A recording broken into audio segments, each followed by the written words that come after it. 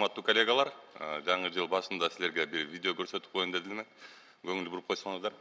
Я вам хочу просто сказать, что законодательная ветвь власти, я им сегодня это сказал, и даже дважды это сказал, мы должны жить по Конституции.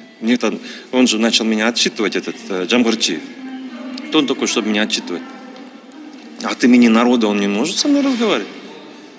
Почему не может? Нет, он не может. Как Джооху Кенеш весь, он представляет народ, а Джамгырчиев, он там своих избирателей пусть это разговаривает. Поэтому я так попросил дисциплине, чтобы он не говорил, потому что мы тоже представляем президента Кыргызской республики, который избран народом. И согласно новой конституции он формирует исполнительную ветвь власти. Исполнительная ветвь власти формируется президентом. И мы исполняем его программу. А представьте себе, если каждый депутат нам будет в режиме там, то ли президента, то ли премьер-министра, то ли вице-премьера давать вот эти советы и требовать, чтобы мы каждую там его решение исполняли. Это же какое-то узурпация получается конституционных полномочий исполнительной ветви власти, нарушение Конституции. И это всего можно было бы не замечать. Почему мы 10 лет прошлые, после 2010 года, и даже до этого, почему мы не развивались? Потому что мы не так сели. Парламент, он превратился, вот вы знаете, такой дискуссионный клуб, общество полезных советов. Каждый сам себе там, а давайте так сделаем, а давайте так сделаем. И вот правительство ходило, там смотрело, как мы что-то делаем. Мы сейчас четко знаем, что делать. В каждом районе, в каждом секторе. У нас программа выверенная. Мы четко уверены, знаем. И на этом основании, на основе нашей программы, мы под обещание, под наше получение, мы выполняем ежедневно задания президента Кыргызской республики, кабинет министров. А здесь вы думаете, что мы каждый день здесь должны ходить?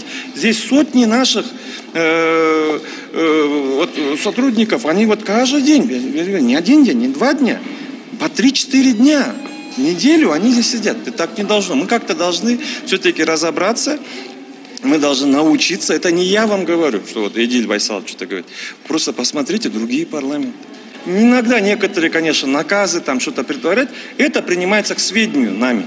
Не в порядке там, чего изволите, как нам еще что-то там сделать. Нам не нужно для того, чтобы разговаривать с народом, там какие-то посредники. Мы так и так работаем на народ.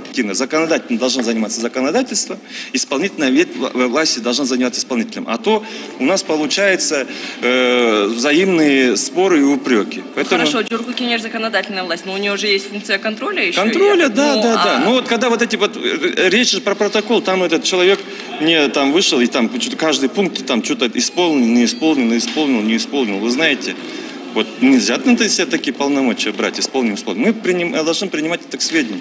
Исполнительная ветвь власти, у нас есть свое руководство, у нас есть собственная программа, и мы там это его делаем. Да, но депутатов тоже избирает народ. Да. И они могут говорить их избирают в качестве законодателей. Их народ избрал для того, чтобы они совместно сотрудничая с президентом, его предложения оформляли в виде законодательных инициатив. А не так, что каждый из них мнит себя министром, тут получает вице-премьеров, спит и видит себя то ли президентом, то ли премьер-министром. Как можно говорить о воспитании подрастающего поколения, если каждый день хамят, и каждый хам считает себя героем? Чем больше нахамил, чем больше себя показал, люди, извините, с сомнительными дипломами. И каждый раз на комитете просто собрание, вы знаете, вот сидят и просто что попало говорят, это я считаю возмутительным. Я с точки зрения детей наших, дети, школьники, наши студенты, подрастающее поколение, они же все это за чистую монету принимают. Они-то и считают, что это и есть демократия, что это народная власть, что это, что так и должно быть. Вот я вам просто хочу объяснить, так не так. Это не так. Почему все люди больше и больше разочаровываются в демократии? А я вам всегда говорю, мы демократии одного дня не прожили. Вот потому что машина у нас вот все время, у нас вот постоянно взаимное хамство. Попытки самоутверждения там, за счет остальных, там, какие-то там еще что-то, какие-то там... Где вы видите, что кто-то там подготовленный пришел? Исполнительная власть, депутаты, там прочее. Но самое главное, Конституция у нас сейчас принята, представляет народ и формирует президент. Он обладает мандатом на улучшение жизни и ситуации. Мы не нуждаемся в том, чтобы мне депутат там лекции читал, что такое кислород, чем важен ботанический сад. Вот. Не от имени народа не надо со мной разговаривать. Я больше народа это знаю и представляю. Я сам выходец из народа. Мы никогда не получим вот эту скорость реформ, если здесь мы позволим депутатам, и особенно там не получившимся президентам, лидерам оппозиции, каждый день, не то что палку, они бревно саботируют всю политику правительства, и каждый день какие-то обвинения. Парламентская этика. Вот все время этика госслужащих, этика госслужащих. Парламентская этика прежде всего. Почему в парламенте приняты такие правила, парламентские выражения, парламентские вот как-то вот это, весь этот этикет.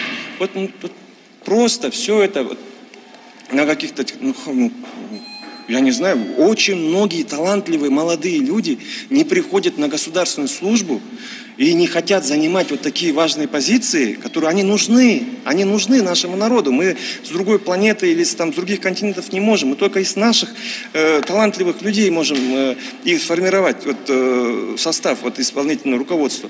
Они не хотят, потому что они знают, что любая, извините, этот может его оскорбить. Безнаказанно абсолютно.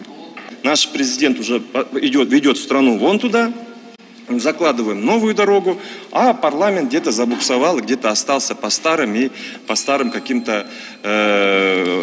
новые депутаты пришли и считают, что надо, если быть эффективным депутатом, это значит побольше там ругать и умничать, чтобы про тебя написал «Кактус» и 24 кичи. Я вообще благодарен отдельным депутатам парламента, которые постоянно меня критикуют, требуют моей отставки. Чем вам не доказательство присутствия оппозиции? У нас демократия, у нас есть парламент, у нас есть очень выдающиеся депутаты, которые могут себе позволить потребовать отставки Байсалова. Я считаю, что это те, кто считает, что у нас нет демократии, вот вам доказательства. Ну, это сарказм с вашей стороны. А вообще, на самом деле, расскажите, как вы относитесь?